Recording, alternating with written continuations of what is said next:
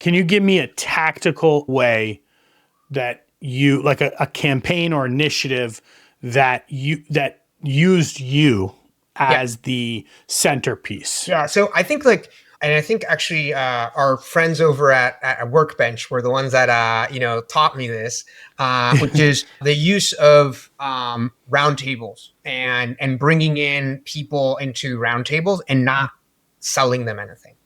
And so I think this is probably one of the most successful things that we did over the history, which is we could get, I would do a 9-person roundtable, right? I would be like insanely strict, no salespeople, just me. Like the team didn't really like this. Quiet place, actual roundtable. Yeah. In person, actual 9 roundtable, like an actual roundtable. I was important.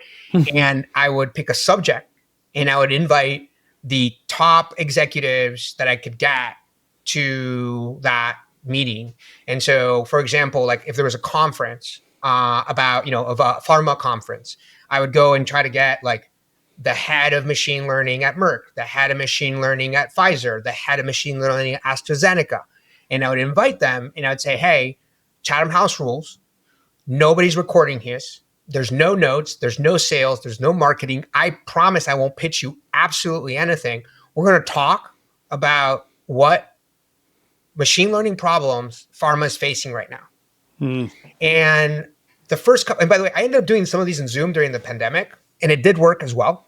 I prefer them in person, but I did do them during the pandemic and Zoom. And so first of all, I was shocked at the fact that I got like competitive like people, I did a finance in the same room, in the same table. Like I did a finance one and I had JPMC and Bank of America and Citi, and they were the head. And like, at first people are a little bit shy, but then I was the moderator. I started probing them. It's like, look, you're not revealing secrets. First of all, nobody's talking about it. What are the problems here? Hiring. How are we going to get this? We can't get models in production. We can't do this. We can't do that. And they were amazing. Like it was like some of the coolest conversations I had in history. And then I made them very like exclusive in the sense that like, if you were a good participant, I'd invite you again. And if you were not a good participant, I'd probably like try to get somebody else.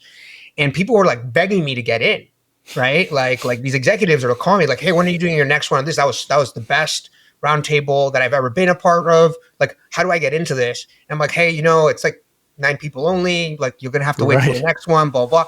And that just created this thing where like, that was by far probably one of the best, things. And the reality is with those executives, I still talk, I've sold the company 3 years ago. I still talk to them. I still catch up with them. I catch up with them in cities. Like they've moved around between like same industry, but like different companies. So like you can keep on, you take the time to listen to their problems, what they need, and you're not trying to shove your software down their throat. You will learn a lot. And so that was kind of probably like the biggest lesson I learned in the go-to-market world, which is like, just shut up and listen for a while and then create environments where people want to talk. People want to talk about what they do.